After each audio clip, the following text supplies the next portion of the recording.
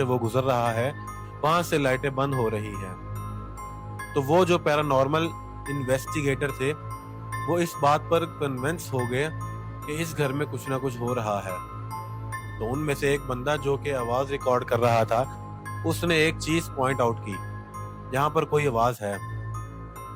जब उन्होंने उसे एक डिफरेंट फ्रीक्वेंसी में डाला तो आवाज कुछ इस तरह से बन रही थी, उसे वापस रख दो, उसे वापस रख दो।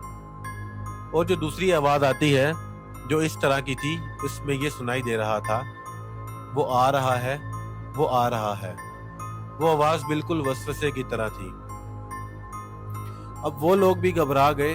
तो उस कंपनी का जो ओनर था वो पलट कर मुझे कहता है कि मुझे हैरत है कि तुम अभी तक इस घर में हो, यहाँ से चले जाओ। अगर तुम्हारी जगह मैं होता तो मैं कब का इस घर को छोड़ चुका होता, बजाय इसके कि मैं आज के दिन का इंतजार करता। लेकिन मैंने कहा कि मैंने ये घर लिया है और अब मैं इसे इस तरह से छोड़कर नहीं जा सकता। किसी एंटिटी की वजह से मैं ऐसा कैसे कर सकता हूँ। शायद अब मेरा डर निकल चुका था और मुझे गुस्सा आ रहा था कि घर मेरा है और मुझे ये घर वापस चाहिए। वो जो भी मखलूक है वो मेरे घर में घुसी है और उसे यहाँ से निकलना होगा।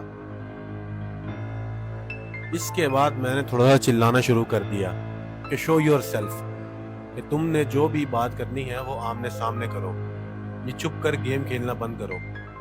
घर की सारी लाइट्स ऑन थी और मैं ये कहकर अपने रूम में चला गया।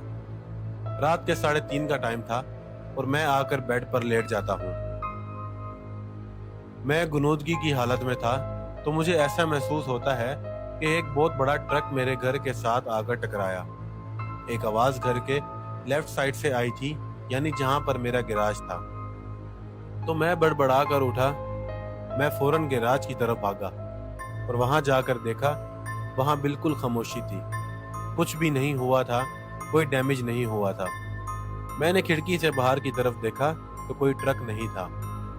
अब मेरे जहन में आया कि ये चीज मुझे तंग करना शुरू कर रही है। तो मैं अपने कमरे में वापस आ गया और अभी बेड पर बैठा ही था कि दोबारा फिर वही आवाज आई, अब इससे भी